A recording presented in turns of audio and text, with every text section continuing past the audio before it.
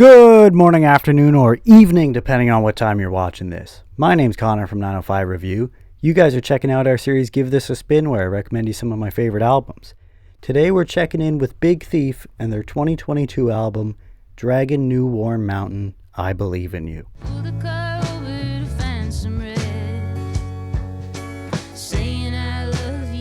Big Thief frontwoman Adrienne Lenker has long been fascinated with music, both playing and writing, even releasing an album as young as 14 years old. With time, she would refine her craft and eventually meet Buck Meek. The two of them would tour as a duo and release 2 EPs just months before a solo album of her own in 2014. The following year, they recruited Max Alerchik and James Krivchenia, and Big Thief was born. Their debut masterpiece, released in 2016, showed lots of potential from the indie quartet.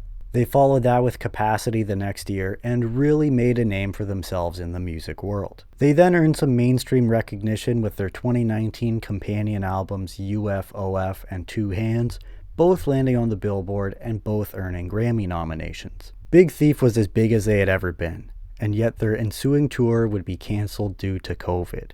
This did, however, leave them ample time to work on a project that drummer James Krivchenia had envisioned.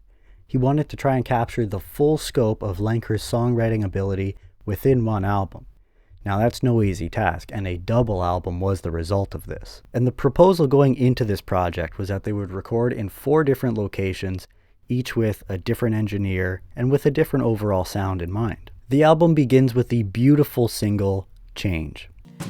Change, like the wind,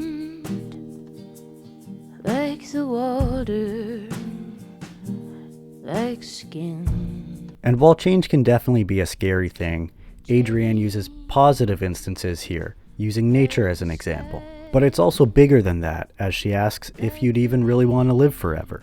Would you live forever, never die, while everything around passes? Despite such harrowing conversation, this truly is a beautiful tune and a fantastic way to start our listen. We change things up quite a bit on the next one, Time Escaping. The recording starts off with the band trying to capture the sound they want, and once they do, they're in a groove. Electric waves, a rush of energy, silent river pouring backward eternally, through the phase and touch of entropy. It's got some similar themes to the previous track regarding how limited our time is, but while the other one was almost more carefree and embracing, this makes things feel a little more urgent, like you don't have forever to get things done. That anxiety perhaps further perpetuated by the frantic yet fun groove of the song. We visit the countryside now for Spud Infinity. The drums provide a good drive as Adrienne finds a country twang in her voice for this one. What's it gonna take to free the sea that steal body? And your first impression might not be that this one would get as deep as it eventually does, reflecting on life and our existence, and furthermore just accepting yourself. All of this delivered through some potato puns. But at the end of the day, it's a really fun song. Next we have another of the album's singles, Certainty. Pull the car over to find some rest, saying I love you. While Lenker is the primary songwriter of Big Thief, this one was written by her and Buck together on a porch during a storm, when there was a power outage on top of that, and that makes for a romantic scene. But to me, the song feels like it's about having a love for somebody and not knowing how to feel about these emotions you have for this person, which becomes especially awkward when you consider the 2 people writing this used to be married to each other. Regardless, they make a good tune out of it. Ending the first side of the first record now is its title track. It's a little bit magic, like a river of morning geese in the new warm mountain. Its title is just kind of a jumble of different lines in this song, but furthermore, it's a reference to one of the songs from her last solo album before this record, and it's essentially just about seeing the magic in everyday life, recognizing how incredible it is that everything in nature can and does exist. And I feel like they capture that feeling of admiration pretty well in this song. That brings us to the 6th track, Sparrow. It tells the tale of Adam and Eve through the band's typical soft acoustic sound. Shedding the blood through the apple, sucking the juice from the apple. And I guess I get too entranced by the gentle, comfy mood of the song to have ever even picked up on that. But we get something a little more upbeat with Little Things.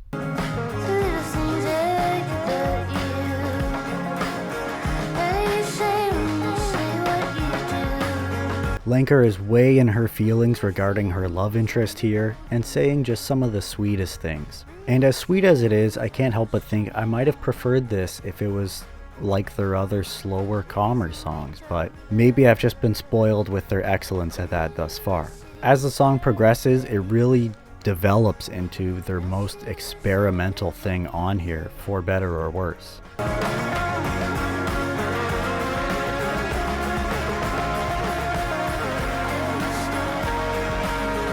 After that is Heavy Bend, and Adrienne can really paint such a vivid picture with her words. And yet, that picture isn't necessarily a happy one, despite how hard the music tries to convince you. Don't wanna be right, don't wanna be let down, don't wanna fight, don't wanna pretend, form a secret. That is to say, this song makes me picture a relationship that requires a lot of compromise, and that compromise coming from one end much more than the other. Musically, I love what they pull on this one, though it is the most brief on the album at a mere minute and a half. That is followed by the intimate Flower of Blood.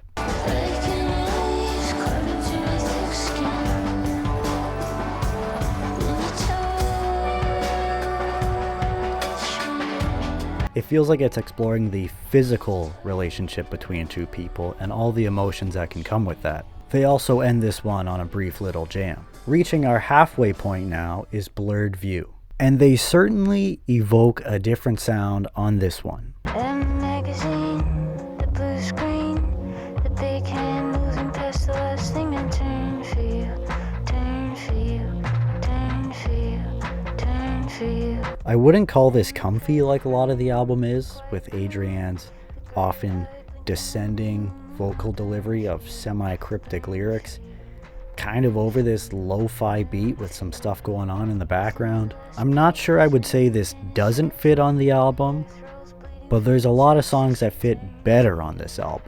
And that's not to say I don't dislike the song, it stands out. It stands out. So moving on to the second record, we start with Red Moon, and we are back in a sound we're comfortable with.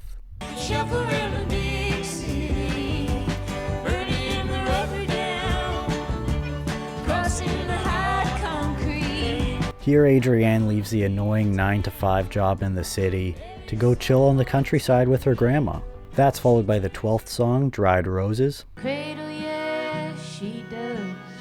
Lights a fire because window frost, heat loss, dried roses. Here Lenker paints what is to me a very mundane life where the spark has gone. There's no point making the bed because it's just going to get messy. You're eating microwave dinners. You've got the same lame, boring, routine day in and day out. And the slow, somber mood I feel like is a good reflection of that, but at the same time it doesn't feel entirely down, so maybe there is some solace in it. That takes us to No Reason. There is no reason to believe, no reason at all. Come together for a moment. If we go back to the recording of this album, this was recorded during COVID, which I bring up because I feel like the first line is alluding to it here. But more importantly, it was recorded in 4 different locations, this being from their Colorado sessions. And while they were there, they heard someone playing a beautiful tune on the flute. Come to find, it was Richard Hardy. The Richard Hardy. Who's Richard Hardy?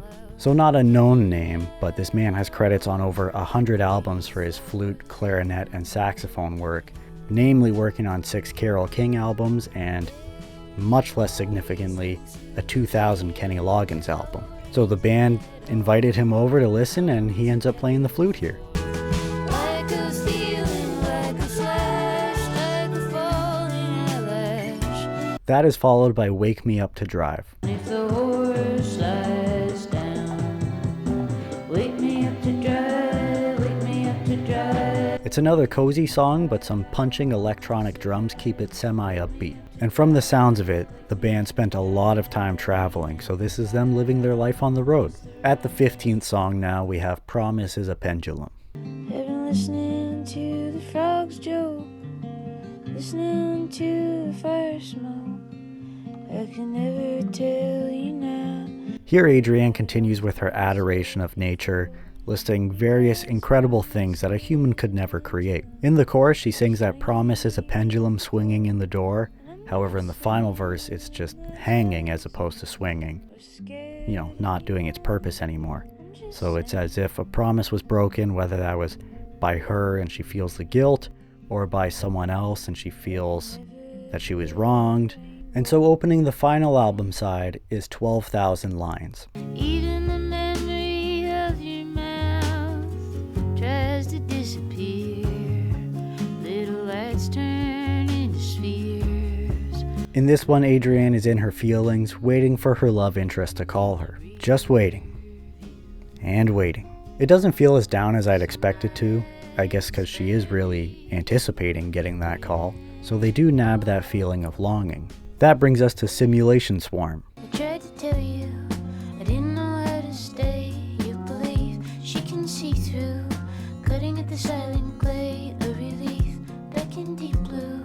And in these fun, upbeat 4 minutes, Lenker revisits a bunch of trauma she's been through. While some of these may be vague allusions, the most direct ones are her then recent hospitalization and her feelings around having never met her brother who was given up for adoption before she was born. That is followed by the imperfect relationship in the messy, bluesy, twangy Love, Love, Love. I already died. I'm singing from the other side, underneath love. Adrienne is reflecting on a past relationship she not only was not compatible in, but also didn't even really want to be in. She sounds like she wanted to be in a relationship, just not this one. And while it might lose some listeners with its highly repetitive chorus, I feel like by song's end, they've really driven home her feelings on wanting out of this relationship. And I think they do a good job with the song.